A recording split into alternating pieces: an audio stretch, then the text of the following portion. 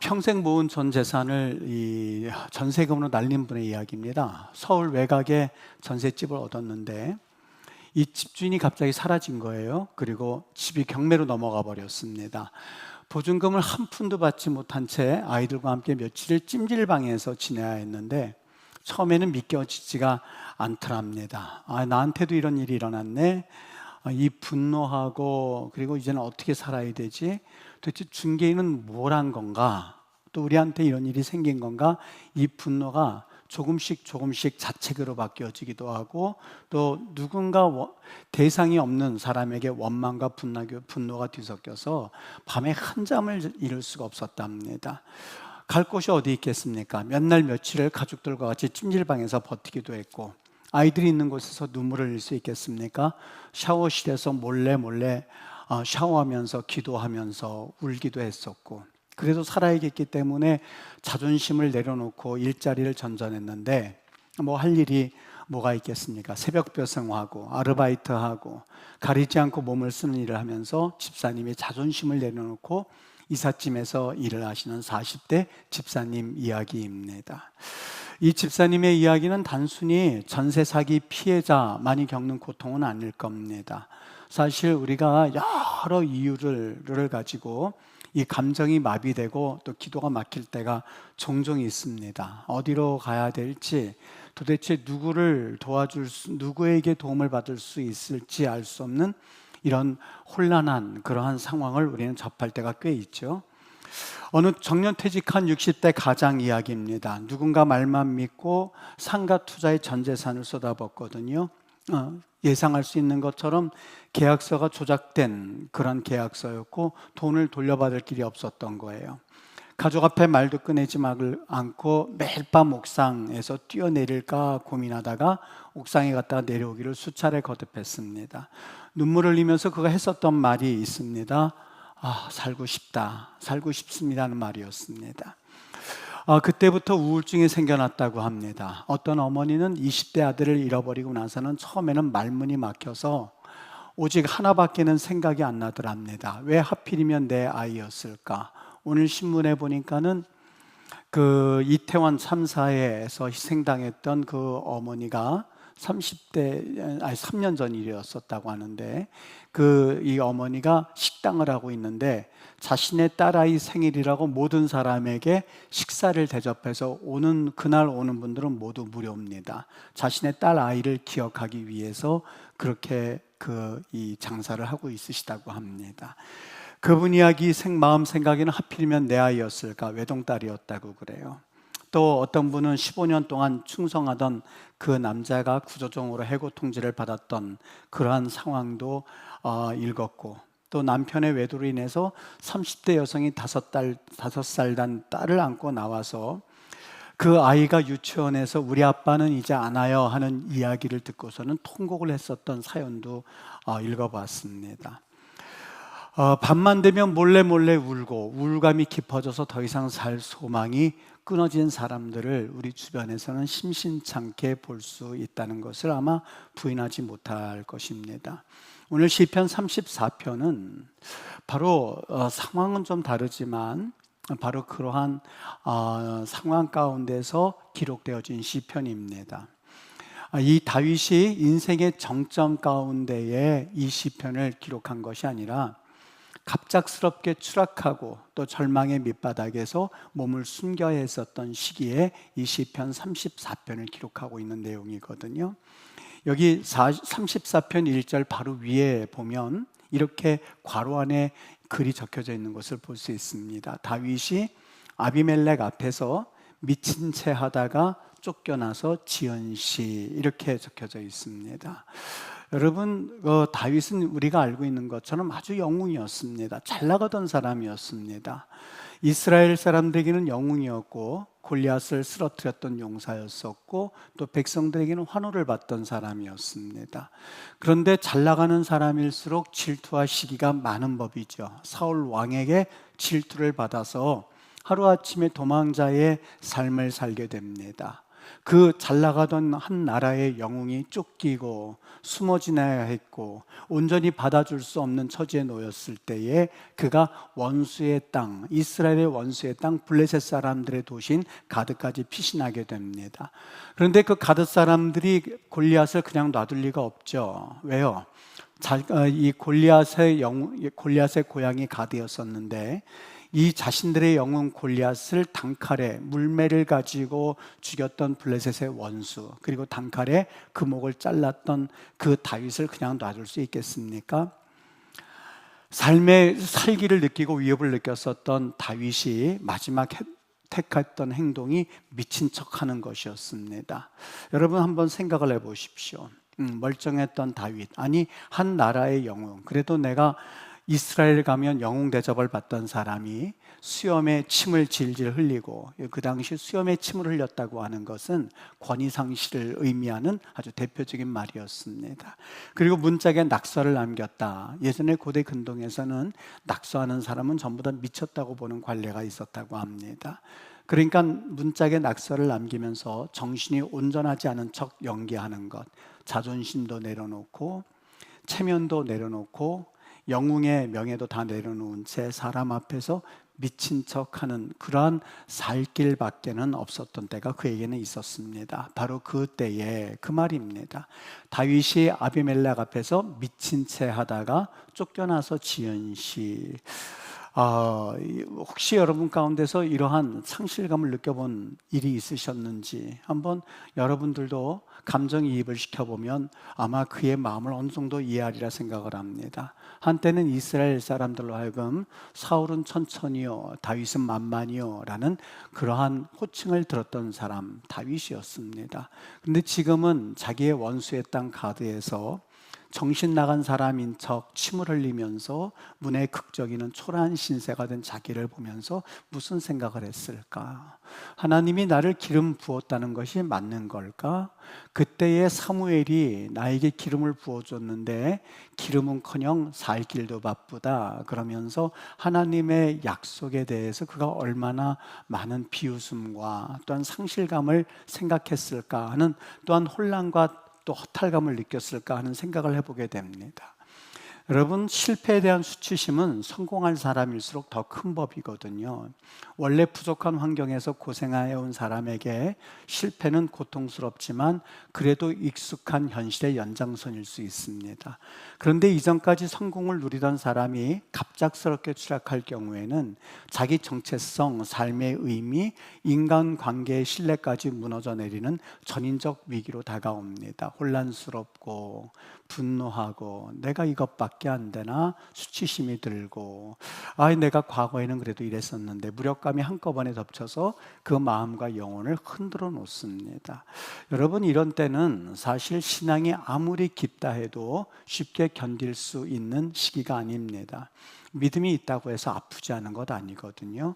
기도를 안 해서가 아니라 너무 아파서 기도조차 나오지 않는 순간이 찾아오기 마련이거든요.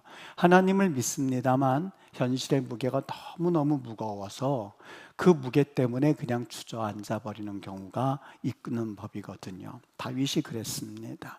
절망의 시기, 누구나 주저앉아도 이상하지 않을 만큼의 상황 가운데서 다윗의 이 반응이 우리를 깊이 감동하게 합니다. 첫 번째 보면 시편 34편 1절부터 3절까지 보면 참 감동 있는 어조로 이야기합니다. 내가 여호와를 항상 송축하리니 그의 찬송이 내 앞에 있도다 하는 것이 1절입니다. 여러분 이게 가능하다고 보십니까? 그가 하나님 앞에서 이러한 상실감이 있는 가운데서 하나님 내가 기름 부음 받은 거 맞습니까? 내가 기름 붓기는커녕 지금 목숨마저 위태롭습니다 라고 말해도 현찮을 그러한 상황에서 내가 하나님께 송축하겠습니다. 4절서부터 7절 보십시오. 내가 주께 여호와께 간구하매 내게 응답하시고 내 모든 두려움에서 나를 건지셨도다. 하나님께 부르짖는 자는 하나님이 결코 외면하지 않는다는 것을 그가 고백하고 있습니다. 8절에서 10절 보십시오. 하나님은 너희도 나처럼 하나님을 맛보아 알지어다 라고 말합니다. 하나님 앞에 그가 너희들도 나처럼 하나님을 맛보아야지. 그 상황이 어떻다고요? 미친 척하고 살기를 느껴서 그가 거기에서 살 수 있을지 죽을지 모르는 그런 상황에서 그런 고백을 합니다. 11절부터 14절, 11절 읽어드릴게요. 너희 자녀들아 와서 내 말을 들으라. 내가 여호와를 경외함을 너희에게 가르치리로다 라고 말합니다. 15절 여호와의 눈은 의인을 향하시고 그의 귀는 그들의 부르짖음에 귀 기울이시는도다. 여러분 어떻습니까? 이거는 사실 정상적으로 사고하고 정상적인 삶을 살아가는 이들에게는 경외함과 경탄스러울 수밖에 없는 그러한 고백을 그가 시편에서 하고 있는 겁니다. 평상시에 모든 것이 다 잘 될 때야 무슨 말인들 못하겠고 또 어떠한 시를 못 적겠습니까마는 지금 아비멜렉에 의하여서 살기를 느껴서 그래서 그가 미친 척하면서 그렇게 해서라도 자기의 목숨을 지키겠다고 하는 그 잘 나가던 다윗이 그 순간에 그런 배경 가운데 내가 그래도 하나님을 찬양하겠습니다. 하나님을 맛보아 아십시오. 하나님은 의인을 저버리지 않습니다는 그 내용을 썼을 때 그 심정이 어땠겠습니까? 저는 오늘 34편 그대로 읽어보아도 참 은혜가 되는 구절이긴 하지만 오늘 34편에 있는 그 다윗의 마음이 읽혀져서 얼마나 마음이 참 뭐라 그럴까 감동이 왔는지 모릅니다. 왜냐하면 여러분 지금부터 드리는 말씀을 조금 한번 주의 깊게 들어보셨으면 좋겠어요. 오늘 시편 강의 4번째 시간이거든요. 우리가 성경을 볼 때에 도구가 있어야 되는데 그 도구를 하나 알려드리려고 합니다.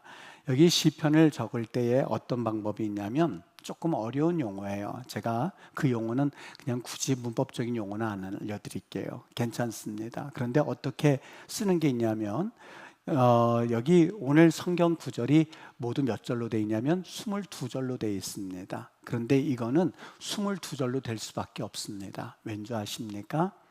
한번 들어보세요. 우리 그거 한번 펼쳐도 보시죠. 국어로 되어 있는 거요. 여러분 국어로 제가 예를 들어서 그냥 한번 설명해 드릴 테니 한번 들어보세요. 저기 우리 국어에 보면 기역, 니은, 디귿이 있죠. 그 다음 리을, 미음, 비읍, 시옷, 이응, 지읒, 치읒, 키읔, 티귿, 피읍, 피읒 이렇게 되어 있어요. 그러면 다시 처음으로 돌아가서 저 기역으로 될 때 1번으로 돌아가 보세요. 기역으로 될 때에 기역이 됐으니까 기억에 맞는 단어 가정의 고통, 그 사랑했던 가족이 떠나고 웃음이 사라진 짐, 니은해 보시죠. 눈물의 밤, 그 다음에 아무에게도 말하지 못하는 고통, 침묵 속에서 눈물로 기도하던 밤이 있었습니다. 디귿 한번 볼까요? 다시는 못 일어날 것 같은 절망, 다 디귿으로 썼죠. 그 다음 4번 보시죠. 리을은 할 게 없어가지고 그냥 루머에 룸자를 썼어요. 사람들의 말이 더 아프게 찌릅니다. 사실보다 왜곡된 이야기, 미움, 무기력함, 비읍, 배신의 아픔, 시옷, 실패감, 이응, 외로움, 지읒, 질문, 치읒, 초라한 현실, 키읔, 큰 소리 쳤던 나의 믿음이 부끄러워집니다. 티귿, 텅 빈 마음, 무엇으로 채워지지 않는 공허, 피읍, 포기하고 싶은 순간 이쯤에서 내려오고 싶다는 유혹, 히읗, 하지만 하나님 절망의 끝에서 비로소 부른 이름, 모든 것이 끊어진 것 같은 순간, 이렇게 하면서 한번 그냥 예를 들어봤어요. 여러분 이거 이렇게 지을 때 이게 쉽다고 생각하십니까? 아마 그냥 쭉 글을 써 내려가는 것보다 운율에 맞춰서 기역서부터 히읗까지 쭉 써 내려가면서 내용을 통일시키는 것은 아마 결코 쉽지 않을 거예요. 그런데 오늘 히브리어가 왜 22절이냐면 알파벳 숫자가 22개입니다. 우리는 모음이라도 있지만 히브리어에는 모음이 없습니다. 자음만 가지고 있습니다. 다시 말하면 22개의 그 알파벳을 가지고 22절을 썼는데 그 내용이 전부 하나님 앞에서 하나님 신뢰합니다, 하나님 찬양합니다, 하나님 찬송하겠습니다 라는 그런 글로 되어 있는 것이 시편 34편의 내용입니다. 여러분 우리는 이렇게 한번 물어볼 수 있어요. 목사님 22개의 시를 그렇게 알파벳으로 해서 쭉 적어 놓는 것이 굉장히 어려운 것은 알겠는데 쉽지 않다는, 우리 삼행시 같은 경우도 예를 들어서요 누구 이름을 졌을 때 삼행시 지면 생각해야 되지 않습니까? 22개의 시를 그 알파벳의 순서를 따라서 적는다고 생각해 보십시오. 거기에는 모음이 없습니다. 그러니 우리보다 더 그걸 만드는 게 더 쉽지가 않습니다. 지금 다윗이 미친 척하면서 그 마음이 쓰려 있는 상태예요. 그리고 오늘 시편의 내용이 뭐예요? 하나님 찬송하겠습니다. 하나님 외면하지 않습니다. 하나님을 경험해야만 합니다. 하나님을 경외하는 삶은 말과 행동에서 드러납니다. 하나님은 의인을 보고 찾으십니다. 그 내용을 쭉 22개의 시편으로 적는다고 생각해 보십시오. 그 마음에 무슨 마음을 가지고 시를 적었겠습니까? 그거는요, 혈서예요. 우리 대한민국 독립군들이 자신의 마음을 표현하기 위해서 이 손을 깨물어서 피를 가지고 혈서를 썼었다고 합니다. 대한독립 만세문을 혈서를 썼습니다. 여러분, 그냥 붓 가지고 쓰는 거하고 혈서를 쓰는 거하고 똑같겠습니까? 아니요. 전자는 그냥 쓰는 거라 그것도 물론 대단한 일이지만 혈서를 쓴다고 하는 거는 그거는 사실상 각오가 다른 법이거든요. 오늘 혼돈의 상황 가운데서 하나님을 찬양하겠습니다 라고 하는 것은 감정으로 쓴 게 아니었었어요. 다윗이 후대에 남겨놓을 이 시편을 적어 놓으면서 그 내용을 썼던 것은 혈서와 같은 구조로 22절까지 시편을 썼었던 거예요. 내용이 뭐라고요? 그 내용은 나는 하나님을 찬양하겠습니다. 하나님은 의인을 절대로 내버려 두지 아니하시고 하나님이 구원하실 것입니다 라고 하는 자신의 마음을 표현하기 위하여서 오늘 다윗은 그 시를 그 하나하나 알파벳 순서들을 쓰면서 하나님을 알기를 원했고 하나님을 드러내기를 원했고 하나님에 대한 고백을 하기를 원했었던 거예요. 여러분, 여기 그 마음 가운데에 이것을 굳이 현대말로 표현하자면 어떻게 표현할 수 있을까 생각하다가 이렇게 적었습니다. 여러분, 사람들이 때로는 상실감에 빠지고 우울감에 빠지고 낭망하다 보면 그때는요, 모든 삶을 다 포기하고 싶은 거거든요. 예배 나오던 것도 빠져버리고 기도하던 것도 기도하면 뭐해? 라고 하면서 하나님과 멀어지기 마련이거든요. 그런데 그 인생의 알파벳이 무너졌을 때에 그 글자의 알파벳 순서를 맞춰가면서 쓰는 그 다윗의 마음 가운데는 나 그래도 하나님 새벽제단 쌓겠습니다. 다시 내 삶의 알파벳을 하나하나 정리하고 싶은데 기도문을 적겠습니다. 찬양을 고르겠습니다. 예배 준비하겠습니다. 내가 잃어버렸던 큐티 시작하겠습니다. 눈물로 성경 필사하겠습니다. 하루에 3번씩 다시 3명씩 전도하면서 기도하겠습니다.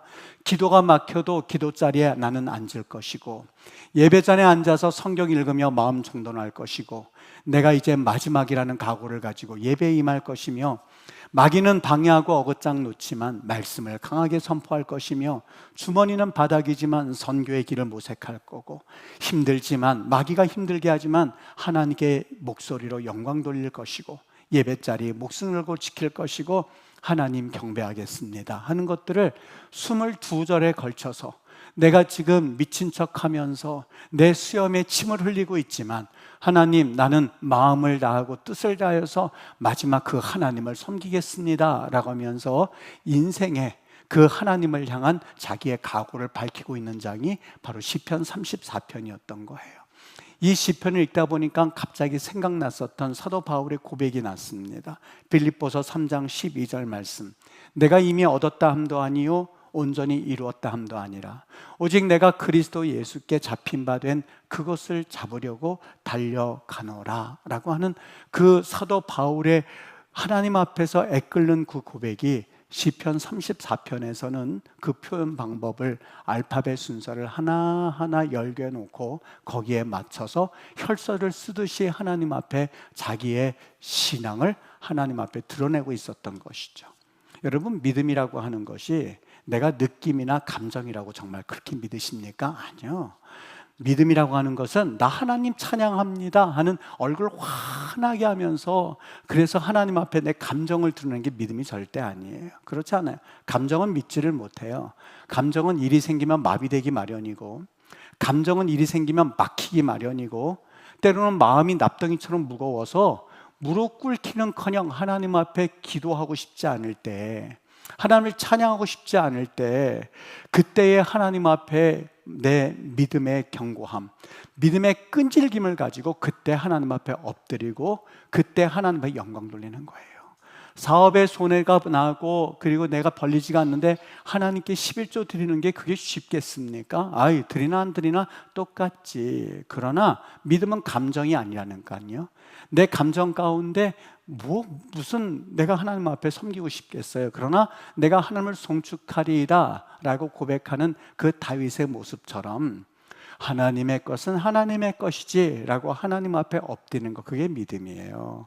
여러분, 감정 가운데 나 하나님 앞에 기도하고 싶지 않아요, 나 불순하지, 아니요, 그럴 수 있어요. 감정은 믿을 수가 없어요. 절대 믿음은 느낌이 아니에요. 여러분, 그때에 진정 예배자리 지키고 그때의 기도자리 지키고 그때 말씀 강하게 선포하고 그때 하나님 앞에 마음 정돈해서 하나님, 내가 진정 성경 읽겠습니다, 큐티 하겠습니다, 하나님 3번씩 기도하고 전도하겠습니다, 기도문 적겠습니다, 찬양 고르겠습니다, 새벽제단 자리 지키겠습니다 라고 하면서 눈이 오나 비가 오나예요. 우리나라 말로 표현한다면 오늘 22편의 20편의 내용은 눈이 오나 비가 오나, 내가 미친 척해서 내 감정이 땅에 떨어지든 그리고 내 상태가 비참하게든 상관이 없이 하나님 앞에 내 믿음의 끈질김을 보이겠습니다, 11조 하겠습니다, 내가 예배자리 지키겠습니다, 기도자리 지키겠습니다. 지금 네 상황이 돼도 그럼요, 내 상황에도 불구하고 그저 감정과는 상관이 없이, 그리고 내 상황과는 상관이 없이 시편 34편에서 다윗이 광야에서 굴속에서 도망자 신세로 온갖 모멸을 당하고 사람들한테 잊힌 채 살아갔던 기간이 있었어요.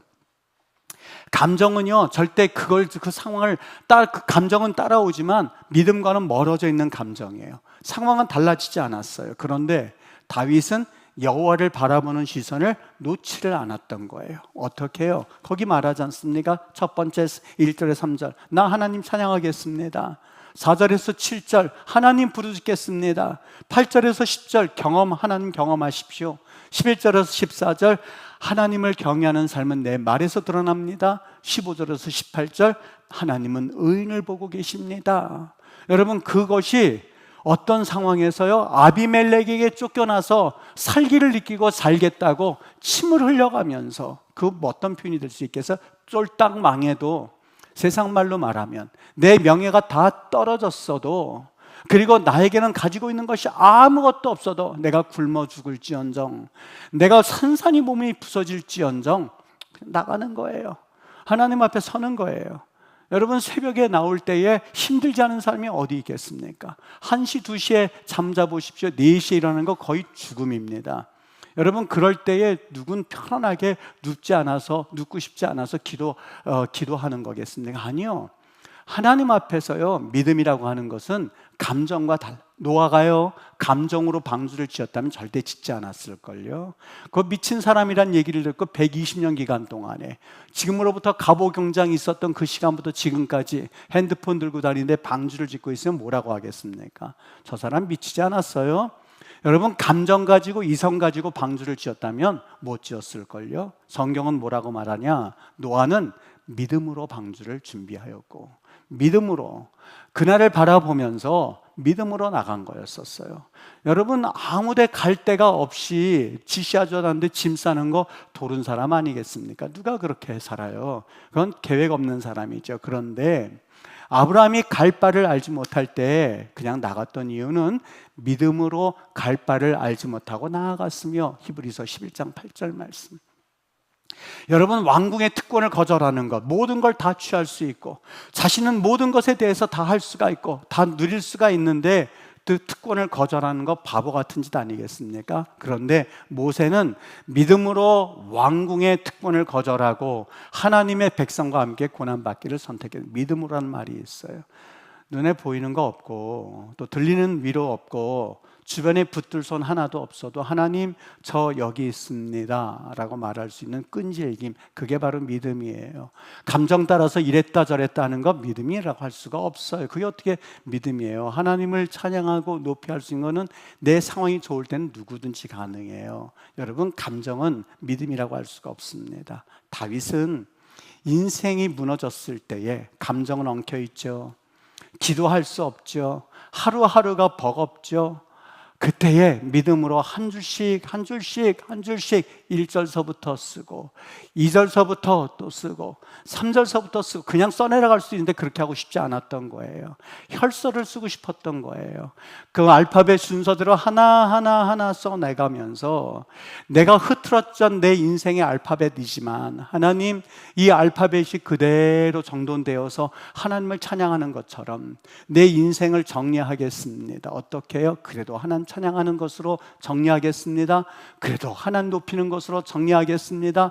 그래도 그 자리에 있겠습니다. 그래도 믿음으로 주님 고백하겠습니다. 의인을 붙잡으시는 하나님을 내가 바라보겠습니다. 하나님은 반드시 질서를 회복하시는 하나님이기 때문입니다 라고 하면서 자신의 인생이 부서졌을 때에 그 조각들을 찬양과 말씀의 질서 속에 다시 배열하고 있는 시편 34편을 보면서 여러분 어떻게 감동하지 않을 수가 있고 숙연해지지 않을 수 있겠습니까?